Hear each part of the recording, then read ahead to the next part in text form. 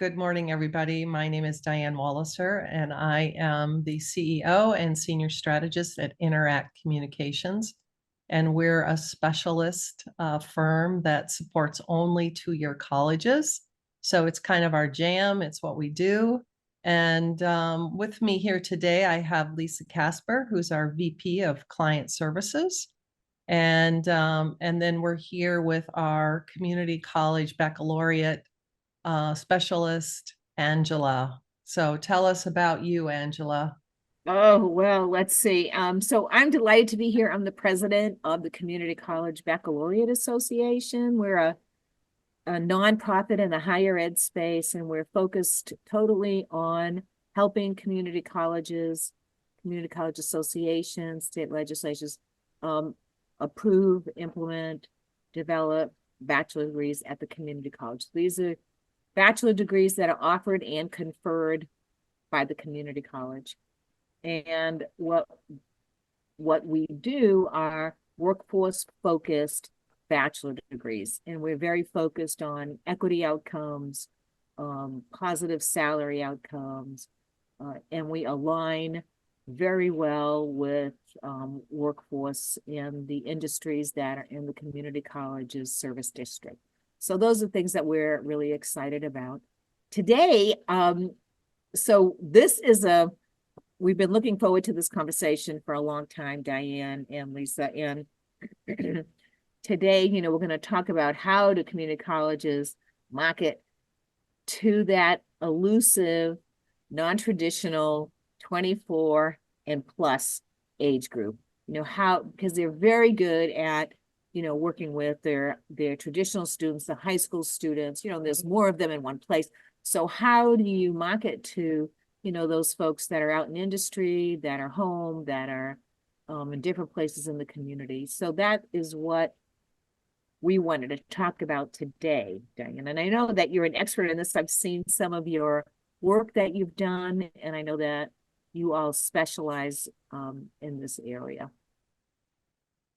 Yeah, and thanks for the comment about traditional students, because really our whole infrastructure in community colleges is based around that traditional student coming out of high school. So now as community colleges are realizing that a third of their potential market, or of 50%, third to 50% of their market is coming from adults, some credits, no degree. And community colleges kind of want to keep rinsing and repeating and doing everything that they've done to market to students, but reaching out to adults is a whole different, takes a whole different approach. And so, first of all, the students, traditional students, we know where to find them. They're sitting in high schools. It's a homogeneous group. And for adult students, they're all over. They may be working and want an advanced degree.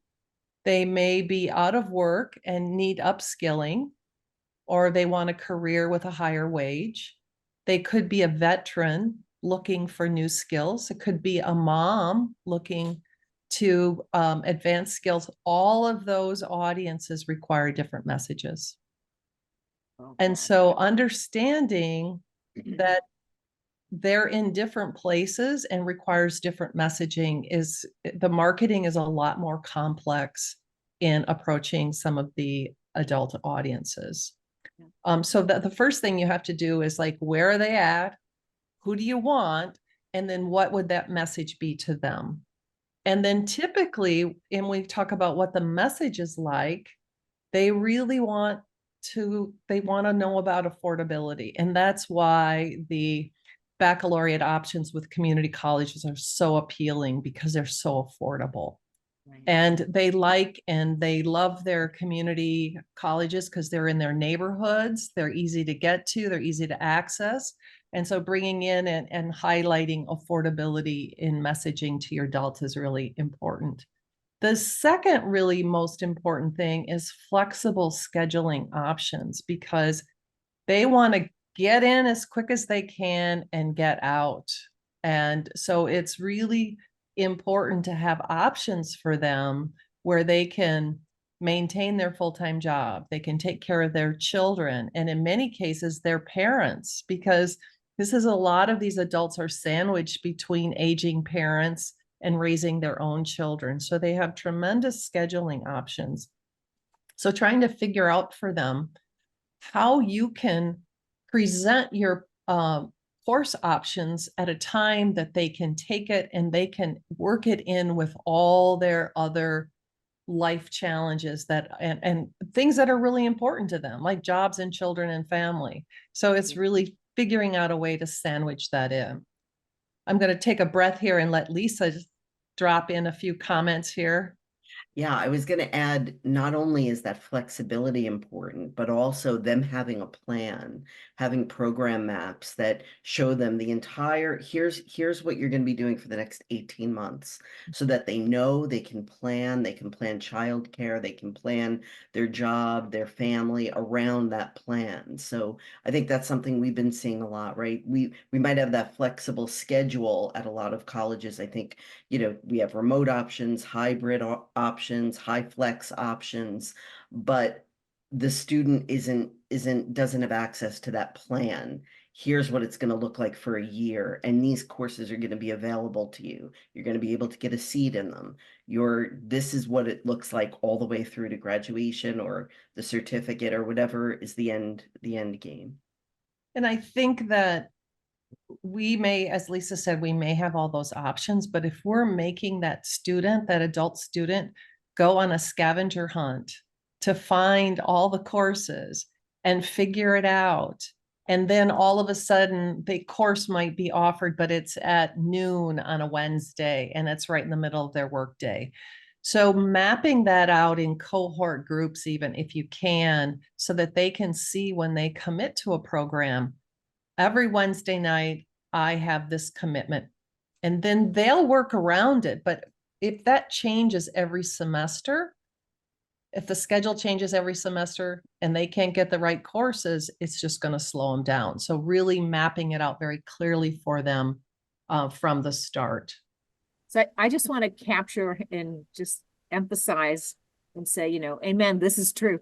A couple of things that you've said, I think the colleges are really good at recruiting the traditional age student. They do, you're right, they know where to get them.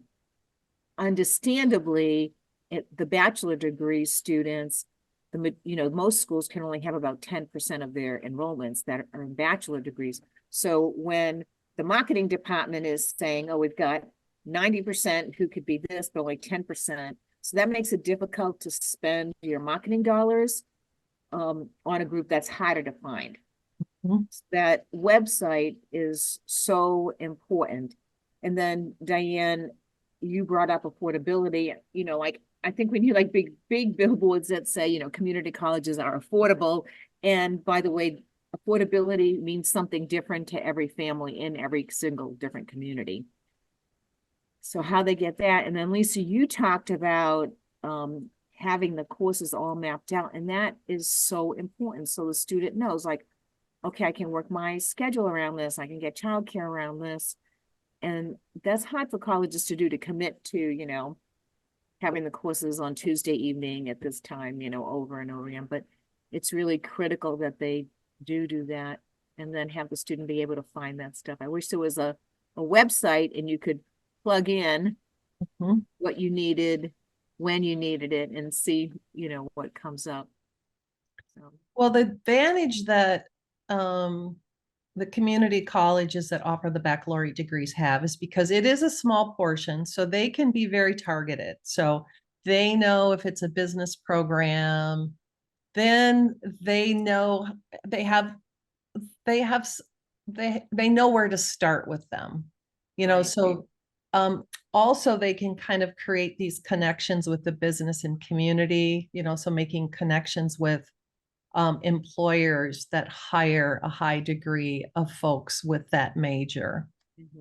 So there are other connections that you can make within the community that will help you get the word out about the option, about the program being available at the college and what that might look like. But that website, I think, is really, really important, as you say, Angela. And I think the other thing is really using your digital social media channels. They're pretty affordable, and getting targeted messages out in that area about your programming, its cost, its flexibility, and all of those things that will lure in those adult audiences.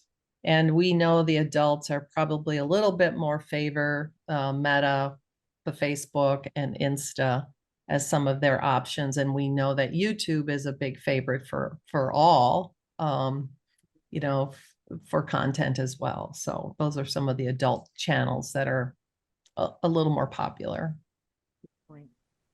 So do you have, so your tips on content and messaging focus around affordability, flexibility, you know, we have the classes when you want them, when you need to take them. And, you know, when we talk to students, they're in those bachelor programs for one reason, and that's to get a job. So you talked about connecting with industry. How do you get the message out there that this can lead to, you know, a high-paying job? How do you do that?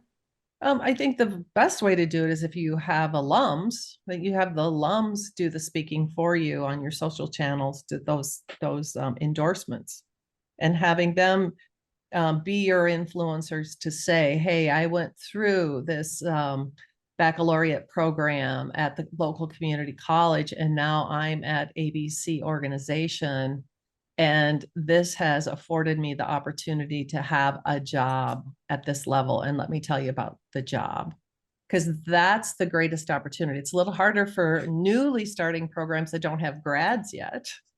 Mm-hmm. But if nothing else, then you can use a current student to talk about their experience. Here's what I love about the program. Here's what I'm learning. And here are the connections I'm making to the local workforce. And that is one of the other things that is really important, is making those, if the community college can make the connections with internships, And apprenticeships too. apprenticeships, and they have those channels already in existence with their other programs, a lot more so than four-year colleges. So they, A little bit more. yeah, so like, for example, they have a lot of internships and apprenticeships already with their associate degree programs. So they have already created huge number of connections with local employers. Yeah. And so really expanding that and understanding what the local employers are looking for, and creating, you know, workshops, work fairs, and, you know, creating, you know, opportunities with internships or whatever it is. If a person is coming in for that degree, but they know that there's going to be an opportunity for them to meet with prospective employers in the future, that's a huge win. Anything the community college can do to open the door for those future grads would be really, really helpful. Yeah. That's really important. You know, we often talk about the disadvantage that some of these students have because, you know, they don't live. Speaking of her, they may not live next door to the vice president of the bank, or, you know, the head of marketing for such and such a company. Whereas at maybe at a private 4-year, you have, you know, the students have those kinds of opportunities, you know, and then have those connections. So it's important that the colleges create those connections for these students, so that these students can then be able to get those internships and make those inroads in with those companies.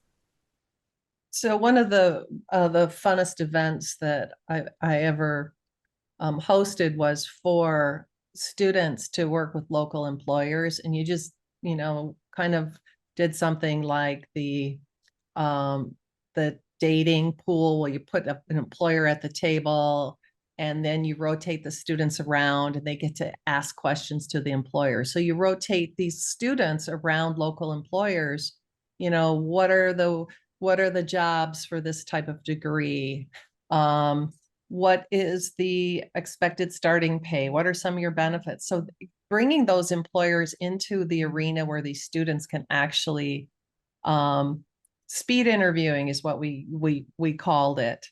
And so that's a real simple event, and you can get students in. I mean, you can get employers in and students in, and that's a great way to introduce them to different industries and businesses and the opportunities that they afford graduates. Yeah, you said something earlier about the college's current associate degree students in those programs. And you and I had this conversation a few months back, and I was recalling a couple of the community colleges that we work with. So one is St. Pete. The other is Mike Potter's school. Mike, I can't remember your school right now off the top of my head. Maybe Green River. So when a college has, an IT program, a nursing program, a business program, an AS and accounting, they're automatically admitting those students. If they have a 2.5 and above, they're sending them a letter when they hit, 45 credits or 30 credits saying, you're automatically admitted to the bachelor program. And every school has said, students are saying, I didn't know you had a bachelor's program, even though it was right at the same college, same department, and the colleges have billboards and flags all over the place about their bachelor degree. The students didn't know that. But I thought that was a good thought that you had about doing that. That is really inviting them and helping them see themselves as a baccalaureate student. That is really, really important. And also that is your customer base, is your associate degree. So you have all of these people that know and love you already. So why not say, by the way, set your next goal. Congratulations on reaching this goal. But how about setting your next goal? And I just remember talking to so many students that say, oh, I wish I could stay longer. Once they find success at the community college, they will stay. A lot of them would stay. If I could get my bachelor's here, I would stay. So it's really just finding that loyalty group. Yes. And really linking in and really connecting them to the options, because they will not know necessarily that you have a bachelor's degree. Yeah. So it's really, really important to get the word out and invite them and invite them to come in. And reduce the admission standards if you can. Make it very easy for them to get started. And I think that is the other thing that we see a lot of our colleges struggling with, is really creating a streamlined path for students to get into programs. And a lot of times for adults, we hear colleges say, they can only go for part-time. That's all they can handle.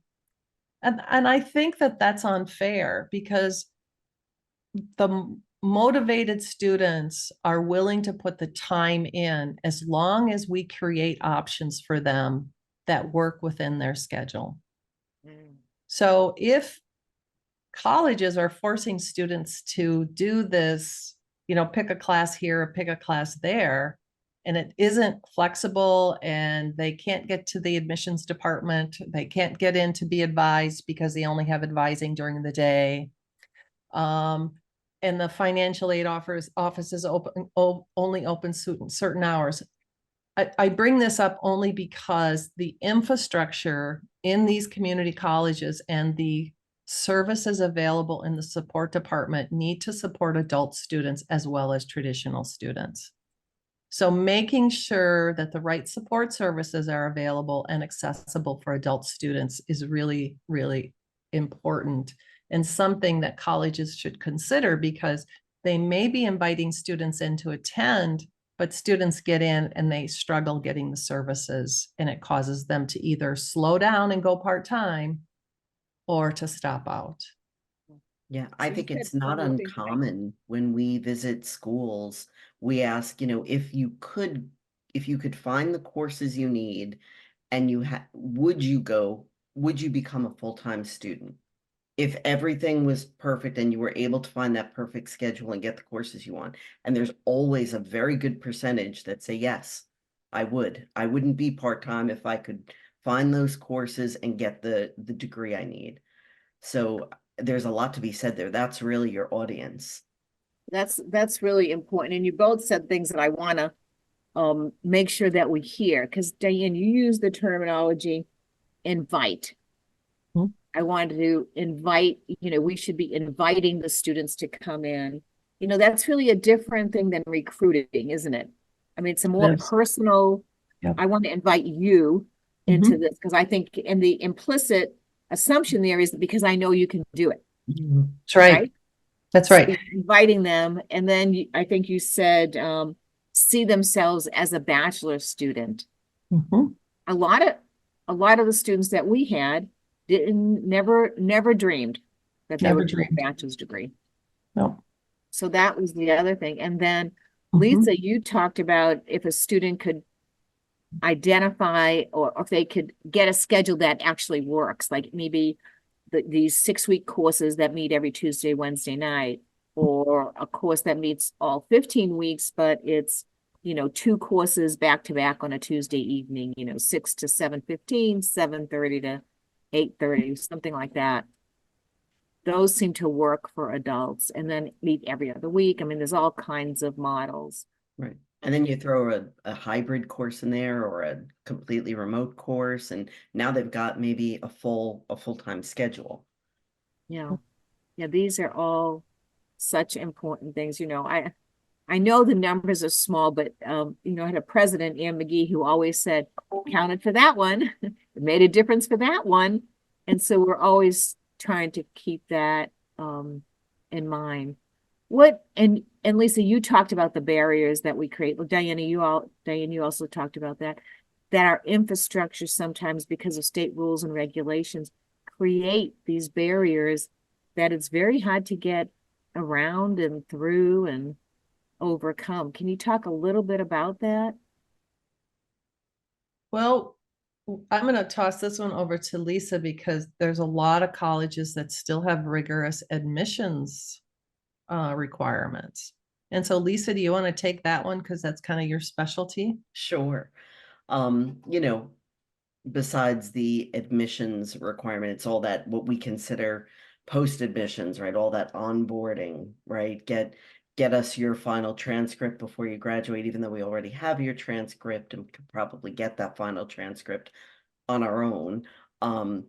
The health requirements, the immunization requirements that sometimes really are not, most laws say, within 30 days of a student first coming on campus or sitting in a class. Maybe we don't need to collect that in April. Maybe we could collect that in September, right? Lots of barriers to registration. You have to see an advisor sometimes, even when you've already selected your courses. Maybe you're coming in with a 4.0, or you're a continuing student with a 3.8 GPA and are self-directed and know what you need, and we're making you come back and meet with an advisor. Maybe you don't need an advisor at that point. So we make a lot of things mandatory because it's the rule, or it's how it's always been done, or we've determined that Or that's work for best 8 for people. you. Yeah. And I think there's a lot of that determining what's best for a large group of students, when really each student is different and maybe they don't need that particular rule thrust upon them. So I think we take a very, very a one size fits all approach, and it prevents a lot of students from progressing. Yeah, and a lot of the testing requirements or looking at some of the testing things really push out a lot of students. And I'm going to use myself as an example. I couldn't get into my local master's program because of a test, even though I had a 3.9 GPA from my community college and I had a good high school GPA, but they said I couldn't come because I didn't pass the test, one section of the entrance exam. They sent me a letter and said, but they would put me on probation and take me as a probationary student. And I was at that time, I was maybe 30, 35. But I should have just walked away and said, you obviously don't see my skills and my talents. I graduated with a 4.0 in that master's program, but they saw me as a student that was at high risk. So they evaluated me with a lens that wasn't accurate, didn't accurately display my capabilities. And so that's the challenge to institutions, is to look at your admissions requirements and standards and make sure you're not turning away people that have a genuine interest and have the talent for it, but your requirements are ruling them out because of a poor score somewhere Yeah. on a test. Yeah, a lot of times these admission criteria are arbitrary. Mhm. Yeah. Mhm. Well, we've had a short conversation, but a good conversation. I hope we can continue this and do this again another Mhm. time, Diane. I think you know the high regard I hold your company in. Mhm. And look forward to always connecting with you and you with Lisa. So let's look for another opportunity to continue Mhm. talking, and we always want to bring Interact into the discussion because I think you look at things through a clearer lens. I think when you see all community colleges, you're talking to like hundreds of them, you can see what one is really doing well and what another one could do better, and I think that is really important. Yeah, we really appreciate the opportunity for the chat today, and just want to kind of talk about if colleges are really struggling with trying to find this place for the adult audience. We can really help you understand. Do you have the right marketing plan? Do you have the right programs and services? Do you have the right support systems? And are you using the right communications to reach out to them? So we can help you kind of, if nothing else, analyze where you're struggling and help you come up with the right formulation to really be able to connect, identify and connect, and bring those students into your institution. So we're here and can troubleshoot and help out, and appreciate the opportunity to talk about this because we could talk about it all day long. And so appreciate that opportunity to share with you today. Diane, thank you. Lisa, Mhm. thank you. I was also thinking we've got some videos. I'm going to say this, and Shelley can. We've got a video, and it always brings to mind. There's a student. Hi, Shell. He said, "I got this bachelor degree, and I got a promotion at work. I bought a house, and I got a dog." That's right. I love that guy. Yes. I mean, that's the story. Yeah. That is the story. That's the story. So All righty. Well, hey, we'll talk soon. Thank sounds you. great. Yes, Lisa. thank you.